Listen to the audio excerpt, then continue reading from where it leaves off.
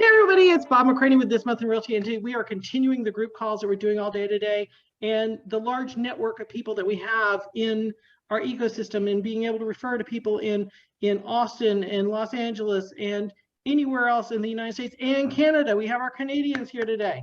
So I'm going to ask everybody to just kind of go around and tell us a little bit something about your market. And I know I didn't have to prep questions for this call. They've got questions ready for us. So I'm going to dive in, and I'm going to go let Jon start, because I suspect he's going to have the least ability to get everybody's going to take the conversation and run with it today. So Jon's going to fight to get back in. Probably the one time you're going to hear my voice today. So I'm Jon Byrne. I am in Manchester, New Hampshire, which is southern New Hampshire. I'm pretty close to Boston, so I'm kind of a suburb of Boston, I guess. Really great area. Market's crazy right now. Everyone's fleeing from Boston and coming up to New Hampshire because it's quieter and they get more for their money. Okay. Andrew. Andrew Hersey in Cincinnati, Ohio. Market's crazy here too. I think it's crazy everywhere from what I've heard. We're typically, in the last year, we've seen 50 to 60% of the new listings go pending in the first month that they are active. In last 2 months, it's been 70 to 73% pending in the first month that they are active. Okay. A little crazy. Okay. And as normally in my day, Andrew is followed by Jamie. Hi, everybody. Jamie Harnish. I am in Toronto in Canada. We are now the most expensive city in the country, so take that, Ryan. We are very much in a seller's market, although things are shifting a little bit. And we also have a federal interest rate potential increase announcement coming up in mid-April. So we're kind of curious to see what happens with that and what kind of effects it might have on the market. Okay. Okay, Ryan, you can take that line down. You're next. My name is Ryan Alty. I'm with Remax Realty in Vancouver, Canada. And our market is just like most markets around North America. It's very, very busy. We've noticed a bit of a decrease in the last month because there's more inventory out. There was very little inventory for the last 4 or 5 months, but all-time low inventory. Now that's starting to change. So we're finding that there's not as many multiple offers as there was prior, but the house prices continue to increase. Last month they went up 4%, the previous month 10%, and yeah, there's no sign of them slowing down. Okay. Deborah. Hey, I'm Deborah Naumovski. I'm with RPM Commercial / RPM Realty, because I do both residential and commercial out of the LA area. I technically live in Redondo Beach, South Bay, which is a little south of LAX, but I mean, I actually go LA, Orange County. I even go up to Oakland, California for some of my multifamily clients. But anyway, I know today is talking about residential, but the residential market in basically the South Bay and LA area is just still crazy. Really lack of inventory, especially for houses. It really doesn't matter if you're at what we call the low end, you know, $1 million and under, or even up to the 4 million mark. It's crazy the amount of traffic that's coming through open houses, especially if the house is already updated and ready to move in. So it looks like it's going to be another crazy year out here, and we'll see what happens if interest rates actually start to alleviate it. But right now it's a repeat of last year. Okay. And Heather Witte. You saved the best for last. I know it. I saved the 2 stars of the show because they enter stage after everybody else is already set. Right. Well, I am Heather Witte. I am with eXp Realty in Austin, Texas. I've been here over 40 years, and let me tell you, the real estate market is absolutely bananas. We have literally seen the median price in the Austin metropolitan statistical area increase by nearly $100,000 in 1 year. And that's just nuts. Now, I know Deborah, $521,000 for a median price is nothing, but for us, that's pretty crazy. We stuck below the 400 mark for a long time. Our inventory is abysmally low. I mean, it is like 0.3 months. So we really need some more inventory. We need people to sell their homes, but nobody seems to want to. So here we are. So that jumps into the first question here. And by the way, I'm not going to assign everybody a question at a time. Just jump in and chat. And don't be shy to jump in. One of the questions you sent me was everybody's complaining about inventory. What are we doing to help solve this issue? And I also want to throw a caveat in there. Is it a lack of inventory or a deluge of buyers? It's the latter. Because I don't know about everyone else's market, but in New Hampshire, we actually had more transactions ever. We just had that many more buyers in our market that were kind of eating up all the houses. Pac-Man. Yep. Toronto also saw a record level of transactions in 2021. However, at the beginning of this year, so for January and February, it was a 25 or maybe 30-year low of inventory. So it kind of flipped a little bit at the start of this year. Inventory is starting to pick up now, but so far this year for 2022, the story has been a complete lack of inventory. And it's the same thing up in Vancouver here. We're seeing more inventory slowly come out, but we're still, in general, the inventory is quite low. But again, prices are as high as they've ever been ever. So it seems like it's a trend for everywhere. I think for us in Cincinnati, it's probably about both. We've got a lot of buyers. Interest rates aren't scaring anybody away. Not seeing any. Our price point's completely different than most of the people on this call. Our median is, and Deborah, don't laugh, $285,000 for a median home value. So let's all move to Cincinnati. We're more affordable. We were talking the other day, Bob, and there's under $100,000 houses available in Cincinnati. They aren't necessarily all livable, but you can still get a $100,000 house here and make it livable for a little bit of money put into it. And just looking at our numbers, last year in April of 2021, we had 775 listings, and we have 623 right now. Those are both historically low. We were about a half a month supply in April of 2021, and we're currently at 0.35 month supply. So I think it's a mix of both. You've got a lot of millennials, a lot of the average age of home buyer, first time home buyer right now is 33 years old. And there's no real, I'm noticing that and maybe this is just my market, but I'm noticing that there's no real starter home anymore. A lot of them are just jumping right into that 4 bed, 2.5, 3 bath, finished basement, which we have basements too. I know Texas, you guys don't have those. But 4 bed, 2.5 bath, 3 bath homes that are 400 and 450 plus, that would normally be a step up home. You'd normally buy $150,000, $200,000 home and then step up. I think they're skipping the entire step up process, and that's why the suburbs are a little bit more crazy than other parts of other neighborhoods in our area. Yeah, we're seeing kind of similar to what's going on in Cincinnati. Our price points gone up quite a bit, but our inventory is still low. Our number of closed sales actually increased over 23% year over year for February. But our number of active listings went down by 7.5%.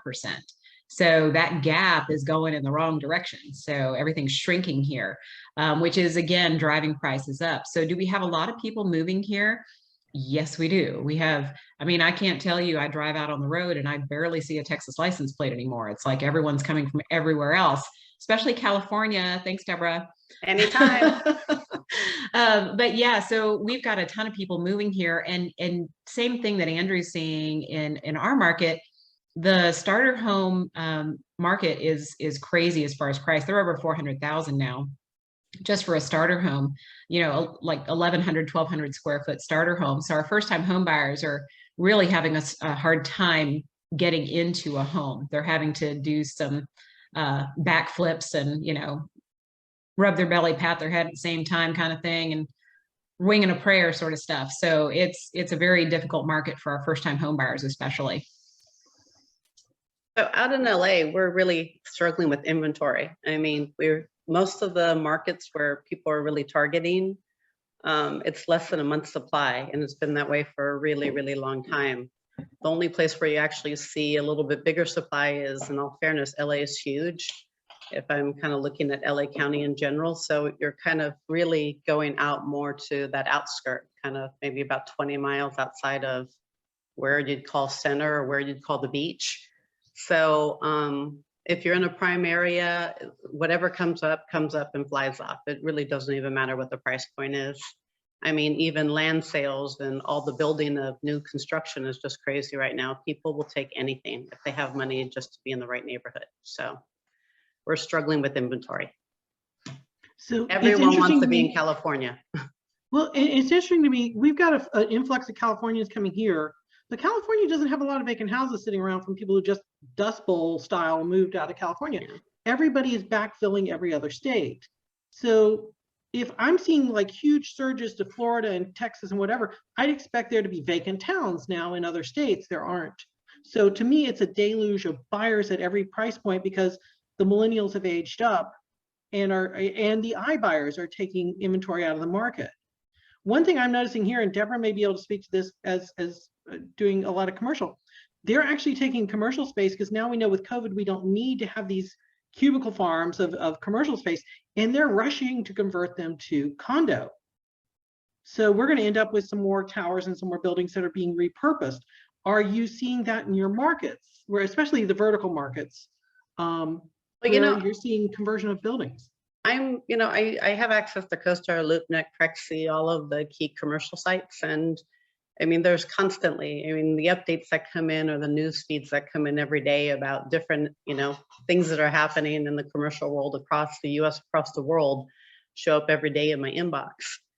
And I know there are a lot of plans out there to do that, but interesting enough, it's all going to depend on the city and the state, if they're going to even allow that to happen. So as much as, people say, hey, all of a sudden, all those, big retail places shut down, we should do something with that land. It's kind of funny. I don't know if it's like this in any of your areas, but we always have people here, whenever you try to get a new development going, that everyone in the neighborhood fights it for some crazy reason. Well, we don't want the traffic. Oh, we don't want to lose the charm of our neighborhood. Well, I don't know how much you can hold on to that if, you really say we have a housing crisis. So it'll be interesting to see what happens over the next year or two, once all these people who committed to these long-term leases for these big buildings are still, owe the money for the upcoming rent.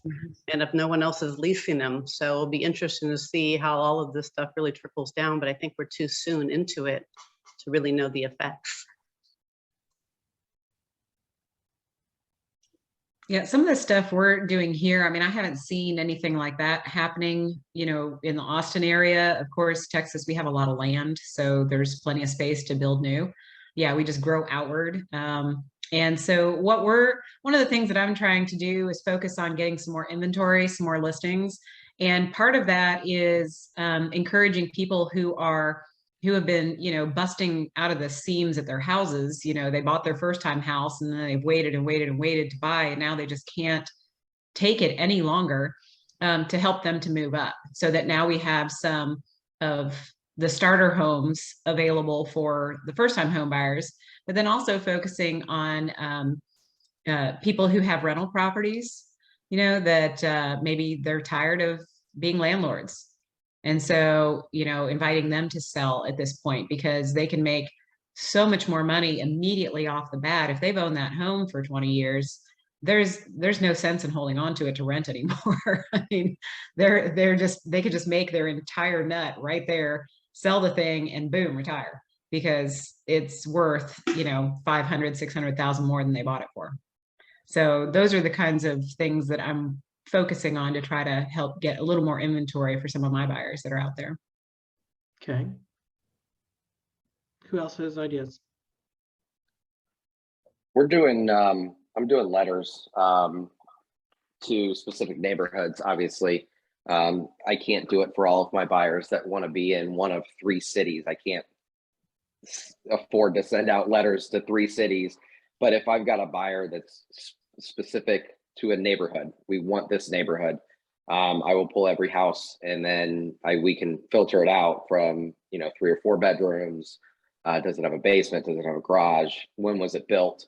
A lot of our neighborhoods are seeing a tear down, rebuild And it's been like that for a couple of years, but it's really ramped up in the last couple of years. And they're paying exorbitant amount of monies, the builders are, for the lots.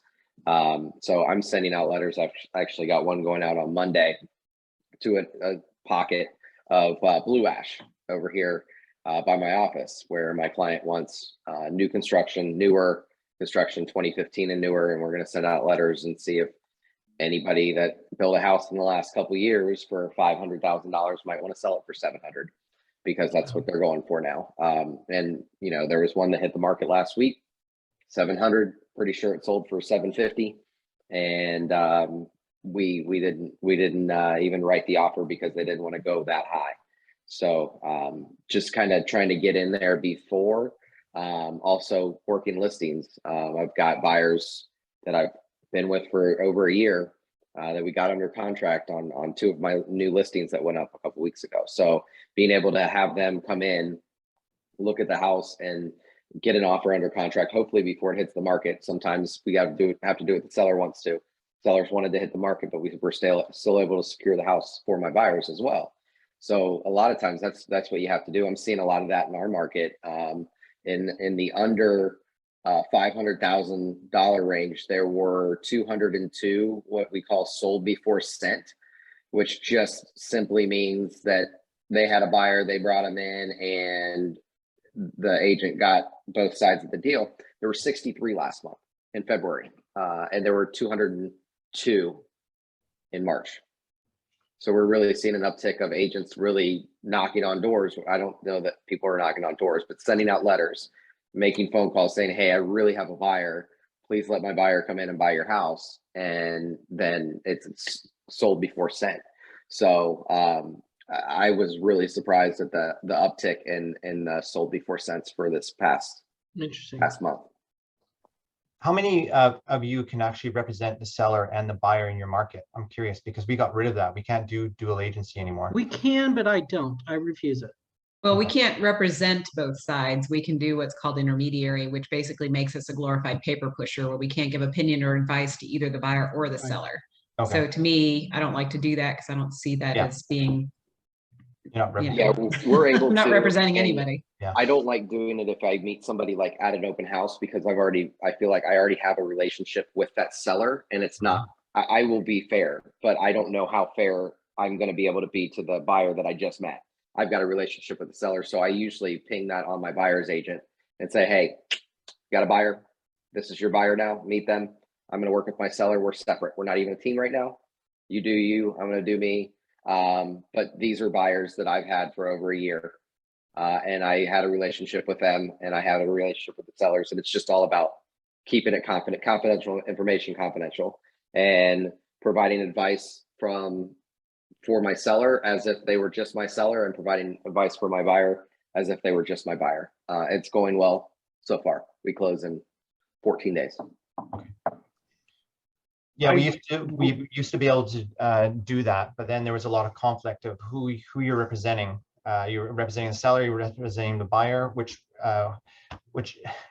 how well do you know the buyer? How well do you know the seller? So if you have a listing and a buyer came to you, you used to be able to represent both parties, but they got rid of that a few years ago actually, and we can only represent one party.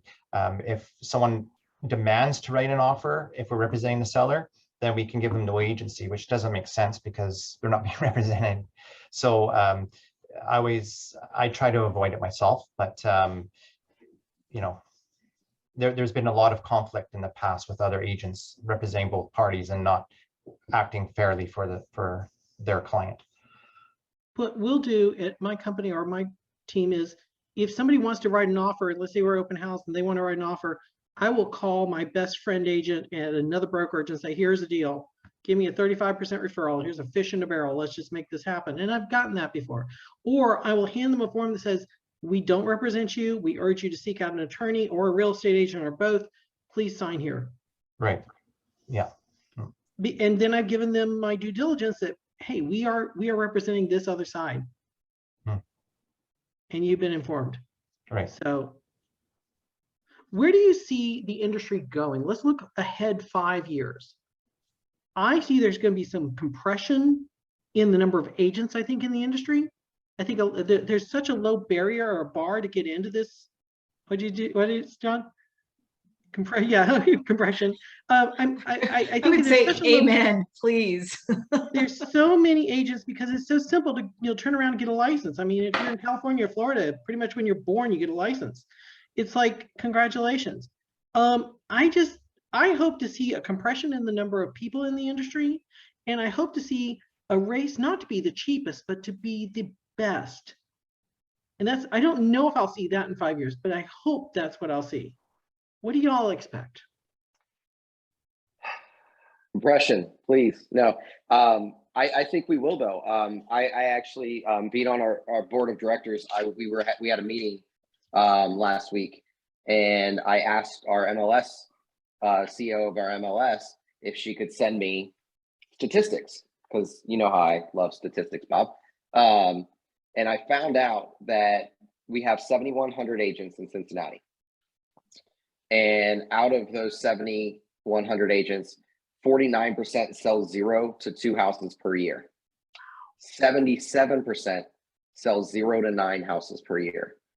So that leaves 23% that sell 10 or more houses a year, which is not a lot. The 49% really blew my mind. 49% sell 0 to 2 houses a year. And that number was higher on 0 than it was 1 to 2. We had similar stats across Texas. The Austin Board of Realtors won't give us those stats because they consider it an unfair advantage. Everyone must get a star in Austin, so they won't give us those numbers, but the Texas Association did post similar numbers to that, where it was like the top, I think it was lower than 20%, if I remember correctly, was actually doing more than 20 deals a year. And everyone else was 10 or less. So, 80% are just out there. I don't know what they're doing. I do know a lot of agents who have what they call their real jobs, which, I can see Bob's eyes rolling back in Sorry, his does that just happen? I don't have a mood ring, I have a face. Right. So we do have, we've got almost 18,000 agents in the Austin area. And so if you consider those numbers, I mean, you can throw a stone and hit a realtor. Yeah. So it's pretty sad to know that many people are just not doing the work. But when I get offers in on my listings and I see how they're writing the offers, it doesn't surprise me in the slightest. Yeah.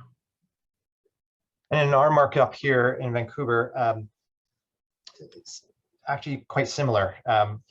I don't know the percentage of how many realtors work part-time or how many are, but the average commission, or pardon me, salary up, or pardon me, pay up, the realtors that work up here make $35,000 a year, and that's very low,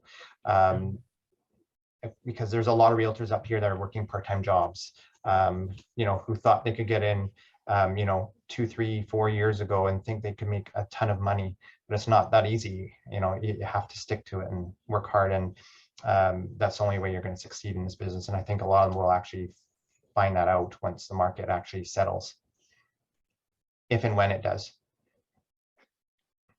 I'm just going to take a little bit of a different approach to the question. Something I'd love to see happen in the next 5 years would be more of a virtual integration for buyers. So, being able to use, something like Oculus or something like that to be able to kind of like virtually place themselves inside of a home that is for sale, just to be able to maybe narrow down the number of properties. Again, inventory is still an issue, but you're constantly going to properties where you can only see what the listing agent and the seller are presenting, right? So that might be a restricted number of photos or something like that. And you get to the house and something that you would have known was a deal breaker before you even got there is now presenting itself within a few minutes of being at the house. And that could be eliminated by being able to kind of like virtually place yourself in the house. And we have that a little bit. I don't know if you guys have it too. I'm sure that you do. The like 3D dollhouse. Yeah, it's the biggest virtual one. Tours. But something a little bit more immersive where somebody was maybe wearing, like I said, an Oculus or something like that, I think would be pretty cool. So like the metaverse. Yeah, except you'd have to take, metaverse. The thing is that everything is virtual. Like this is taking a physical house that's, available on the market and, digitizing it to a degree. so that you could kind of integrate showings. I spoke with a few realtors who were doing it in the States actually a while ago, and they liked it to a degree, but I don't think the technology was quite there. And the feedback was after a few in a row, the buyers were kind of getting a little bit disoriented and a little bit dizzy. But I think the technology is getting better with the headsets and the ability to immerse themselves in that environment virtually. So that'd be something that I'd like to see within the next 5 The years. one thing I don't see us overcoming, and I'll let everybody else grab an answer here too, is if it smells like smoke or cat pee or mildew, how do we know that? And I'm sensitive to all three. It's going to look great, but until I walk in and go, oh my God, I just bought a house I can't live in. You have to buy it with all your senses. Ooh, I'm going to write that down. Yeah. Yeah. Because you have I mean, to, I mean, you're not tasting the house, but, but you have to, you have It's not my to, you have to bag, touch baby. things. Some people might lick the walls. Or maybe My suggestion was just to try and like eliminate some of the properties that you go see. So it would be a step in the process. You'd still go, and the properties that you were interested in, you'd still go and see them in person to use as many senses as John wants to use, including taste. Yeah. But yeah, just kind of doing it to kind of make the process a little bit more efficient. Yeah. The closest thing that I'm doing here is I do, FaceTime walkthroughs with clients from out of state. And so I'm there and they ask me, does it smell? And I've got a pretty sensitive sniffer, so I'll let them know if I smell anything in there. But, it's about the closest thing that I can get to is just to walk around with my phone and kind of show them every nook and cranny. And I'll actually go and I'll show them the water heater and I'll show them the HVAC system. And, I'll take a picture of the tag so they can see the year and all that kind of stuff. If there's any deferred maintenance, I'll actually focus on that so that they can see all the stuff. Now, I'm not an inspector, so I can't show them everything. That's for the inspection, but I get them as close to seeing beyond the pretty as I can so that they can make an informed decision if they're not physically present. what I think they'll need to do, Jamie, is maybe have some type of virtual reality that's 4D so you can actually smell different smells. I don't know. Well, Bob, I took your Only way that's going to question. work. I took your question a little differently.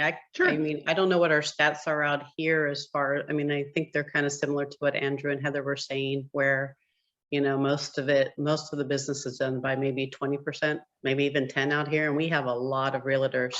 I can just walk down my street and tell you how many realtors live near me, right? It's crazy. But I do worry that the residential market's going to get severely disrupted by everyone trying to get into this business. And I mean, every time I turn on the TV and dealing with Open Door, dealing with Rex, I mean, I feel sorry for everyone who lists a home with them. They think they're saving money and they're actually losing money. I mean, it's just like, I don't think you even realize what you gave up, which is just crazy. So I do worry people are focusing on what the commission is too much for agents versus what they're getting out of using a professional agent, not the ones that are going to leave the business, not the ones that end up here, luckily, with like a $2 million listing and take pictures with their cell phone, right? I mean, it's just insane. But those people can't last. It's just not going to work. But that's one of my biggest reasons for moving into the commercial market. I mean, ultimately, that is old school business. That's not going to change the way the model of the business is done. Unfortunately, it seems like we've let a lot of people decide to disrupt the residential side of things. And I do worry in 5 years, the way we do business is going to completely change. Yeah. I don't see how it couldn't. I will say the other thing that I'm running into with like this mass of brand new agents is there's a lack of training. There's a lack of professionalism. There's, a lack of decorum. There's a lot of things. And it's just the simple things that you don't think of doing that you just naturally do, they don't do it. And I always laugh when you see an agent be like, shut off all the lights and lock all the doors before you leave the showing. That's like a duh moment, but there's obviously a reason. And, at this point, I've encountered it quite enough where I'm like, okay, yeah, no, there's not enough training for these people out there. And this is something Bob and I talk about a lot is, I want to create like the next group of amazing agents out there. And I'm just seeing it decline, not go forward. And that kind of bothers me. So this leads into a question, and Heather says something I've run into it too. If we get 17, 18 listings, half of them I couldn't accept if we wanted to because they're so poorly written. Is the brokerage system broken? Because the broker should be responsible for training that agent up. Yes, you got a license now. The broker should be mentoring you and training you up. And what I find with most brokerages is if your credit card still works, you can be an agent here. And go do what you want to until an attorney calls where we'll just go have fun. If you make it, you make it. If you don't, keep paying us fees. Is the brokerage system broken? Yes and no. So at EXP, I'm a certified mentor. And I'm very particular about who I take on to train. I interview them and they must be willing to be trained and show up. So if they're not willing to do that, I've actually turned people back to the group and said, sorry, you need to reassign them. They're not up to snuff, right? They're not up to my level of expectations.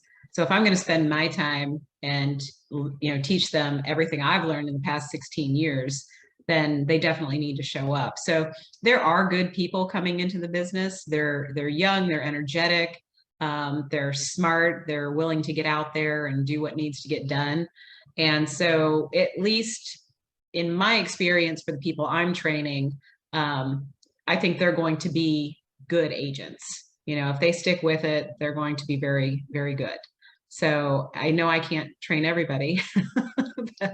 Could you try? Could you try harder? I can try harder, but there are a bunch of mentors at EXP, and I'm sure that's the same at several other brokerages out there. I don't know about all of them, but I think they're moving more towards a mentor system than trying to do a classroom system, because you have a difficult time getting so many people to show up because there's so many people coming in. And everybody has a different learning style. In a one-on-one scenario, I can modulate my training style to whoever is with me. I'm sorry, somebody else take a question and run with this. I don't know that we're ever going to solve the problem of professionalism. I don't know that it's a new problem. It's gotten worse, but I don't think it's anything new. And really that's spoken for real estate in any industry that I've been in. But you can only train so much, but somebody has to figure out on their own what professionalism is and what it means to them and how do they want to be treated. And if that's how you want to be treated, then you should treat the other agents that way. And your clients that way. So I don't know that there's a resolution for professionalism. I don't think there's a way to fix it. I don't know that it's going to be fixed. I think we can do better by just leading by example, but we can only do so much. Heather as a mentor, I'm a mentor, I'm a team lead, but we can only do so much. There's only the small number of us that are invested in this, and this is our career. This isn't our side hustle. Right. This is our vocation. This is what I do. So yeah. I'm going to be professional to other agents in my market, in other markets. I'm going to be professional towards my client. I one time have ever showed up to a showing in shorts and a t-shirt because my client called me and I was at the gym and I left the gym to go show them a house.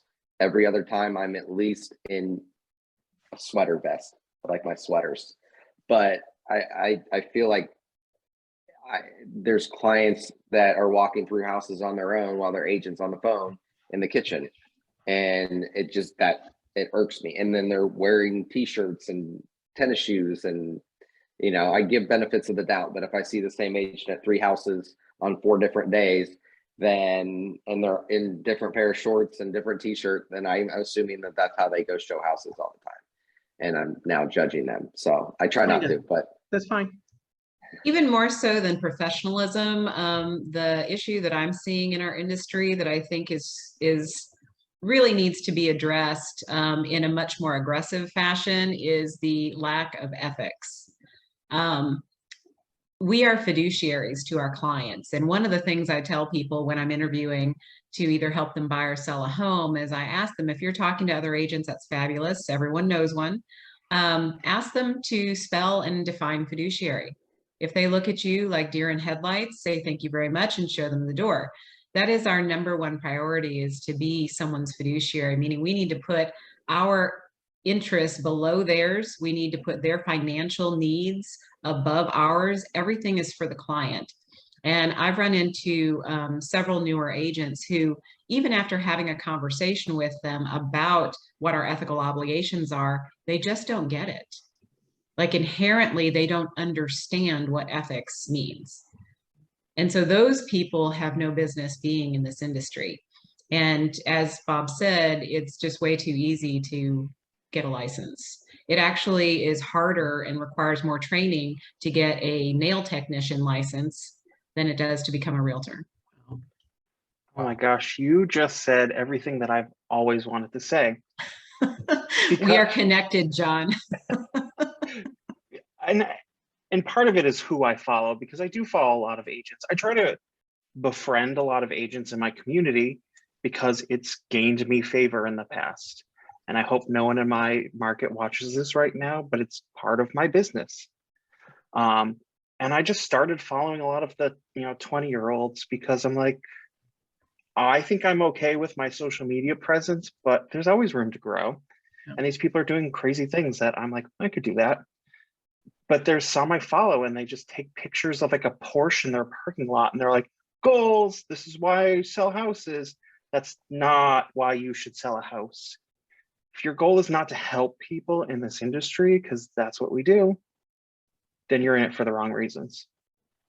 And there's too much of that right now. There's so much of that right now. I think there's a lot of people that are younger that are not, I don't know that they really want real estate to be their career. I think they want it to be their lead in to become an influencer. At least that's what I'm seeing in my market. There's a very famous person who got onto one of the reality TV shows about selling houses, who came to a conference once and told us he had never been in real estate before they prepped him for the show, and he went and got his license for that. And now he's somebody that people book to these conferences to talk about how great it is to be in real estate. And I'm like, this is not somebody we should, I mean, I'm not saying everybody on those shows is bad, but I'm just, this is not what we should aspire to. But that's what people are attracted to. They want to hear that. And it's, they don't hear what reality is. Right? Which is why every flip show should show where people lost money on the flip. Mm-hmm. But every flip show is about how, oh, it was tough at 45 minutes past the hour. It was a tough idea. And we maybe over, but we made shit tons of money. I've only seen one flip episode where they walked away at the end, couldn't sell it, and everybody hated each other. They should show that episode in between every other fabulous episode. I agree. Yeah. I would like to be the president of HGTV for a week. That would be more entertaining than watching the ones where they make $128,000 in a 6-week flip in LA. Because that's real. Just a video of an agent at like 3 a.m. just like sweating. My clients will hate me. I don't sleep. That's a good social media video you should do there, John. Maybe we just make it look too easy. We don't show anybody. Talk about that. We don't show anybody us like balled up in a corner at the end of a year, like just sobbing tears of exhaustion. Deborah is driving halfway across California and cold calling shit tons of people. Each one of you, I know that your stories, are doing extraordinary things. And our clients show up to closing and go, oh, thank God you made it look so easy. Deborah, what would it be like if a camera followed you for a week and just showed the level of work you do, or Jamie, or Ryan, or any of us? They would be bored out of their minds. I'm freaking bored out of my mind sometimes during the day when I'm looking for commercial stuff. You know, like for instance, yesterday we got a referral from a residential real estate agent that they ran into a client in an open house that wants to open up a basketball facility. All right, you know, first one for me on that. So I called them yesterday. I'm like, all right, you know, give me some budget for renting. What can you afford for buying? How much space do you need? Do you need an existing facility? Do we need to get one? How much parking? The ceiling height? I'm just trying to think of creative questions because, you know, I have no freaking clue what it takes to open up a basketball facility and gym. And I mean, seriously, she needs about 23,000 square foot of space, which if it's going to become a lease or if it's going to become a purchase, it's going to be a really freaking nice deal. But you know what's going to happen today after we get off the phone call with you? It'll be about 5-6 hours of researching like all of these properties on CoStar, on LoopNet, on Crexy. All right, this industrial space, what is the zone for? What's the city's zoning? What's my permitted use? Can I do this permitted use? If I can't, call the city, email the city. I mean, it's boring research when you're trying to do this kind of stuff on the commercial side. And let's be honest, on residential, a lot of times you get so many emotional buyers that, I mean, those times when you're spending hours with them on the phone, answering their questions over and over again, trying to keep them calm, trying to help them understand what's going on. It's like, I mean, it wants me to drink at night sometimes. I question my career choices, but you know, I'm in it. I've made the decision, but sometimes it's really, really rough, and it's a lot of work. It's a lot of work to get someone's offer accepted. It's a lot of work building rapport with their clients. It's a lot of work building rapport with other agents.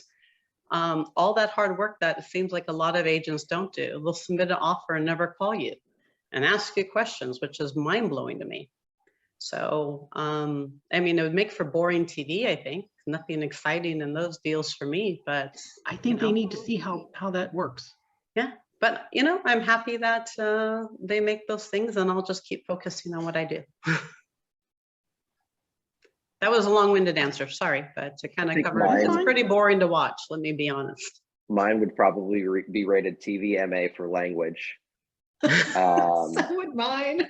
And I don't know, maybe Netflix would pick it up, something Hulu, something where they allow a language like that on an hourly, secondly basis. But I think I don't know that people would watch it because it doesn't.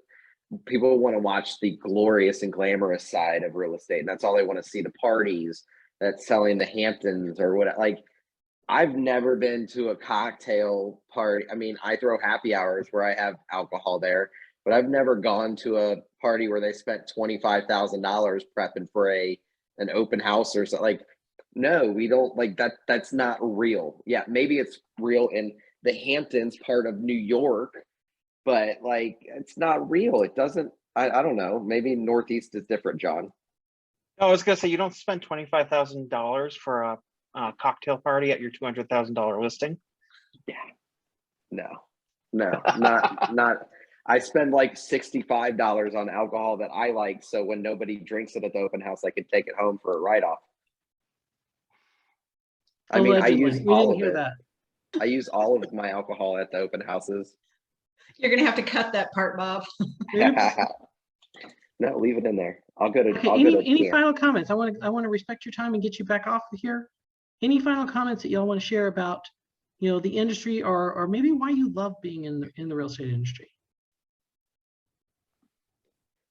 I'll start. I think really for me, I've got a closing that I have to leave for in 15 minutes. And this buyer, I don't think his parents ever owned a house. He's never made a purchase like this. He's had a million questions, and sometimes he'll ask the same question 6 different ways, and I answer it the same way because it's the same answer. And at times it's like, oh my gosh, another call. But then I realized he's never done this before. He's making the biggest purchase of his life. And last night when I called him and told him we would be able to close today because we thought we were going to be delayed, and his appraisal came in above value, and I had to explain to him that, hey, we got this house for you at list price. It appraised 17,000 over. You're putting 3,500 down. You're walking in with $20,000 equity in your house, and getting hearing his excitement and seeing him today at the closing will be exciting, because he was texting me last night. He's like, I cannot believe I'm finally going to be a homeowner. And it's for his family, and it's for his daughter and his fiance, and it's just all kind of comes together. And deals like that, I'm not making any money on the deal. It's a $140,000 house. I'm not here for the money. I'm here because he needed somebody to help him buy his first house, and I'm super excited to be able to help him and see his face and hear his tone and know that I'm helping somebody get to a step that they never thought they would get to when they were growing up. Anybody else want to jump on that? And then we got to jump out of here and get everyone back to their day. I agree. I'll just say It's the high same. of- It's the high of helping people. It's doesn't matter, you know, what the dollar amount is you get at the end. I mean, there's stuff we've done where we've helped people and we didn't get paid. Yeah. I mean, it's really about just, you know, I mean, it's nice building those friendships out of it, the relationships. It really is fulfilling when you're not, you know, ready to pull someone's hair out. So. Right. I mean, I'm in the multi-generational selling now. So like I've got my clients from when I first started in the industry whose children are now buying homes with me. And so that is really exciting is, you know, you help mom and dad and now you're helping their kids, you know, so it's very fulfilling. Yeah, same thing with me. I'm a very I love working with people. I've always been a people person. So for me, I feel like I'm part of the buying process with my purchasers, and when someone sells, a client sells, I feel like I'm literally part of them and the whole process. So I get really involved in it. I've learned to have thicker skin throughout the years, of course, but for me, I just care so much about my clients and I take care of them, and I'll never change. So that's what I enjoy most about my business, is seeing everyone and how they feel. Well, thank you all for being here. I really appreciate it. We'll mix this up maybe every quarter or so, and in between we'll do the individuals. We'll figure all that out. Have a great weekend. Thank you for being here. Thanks, guys. Thanks. Bye. Bye. Bye. Everybody.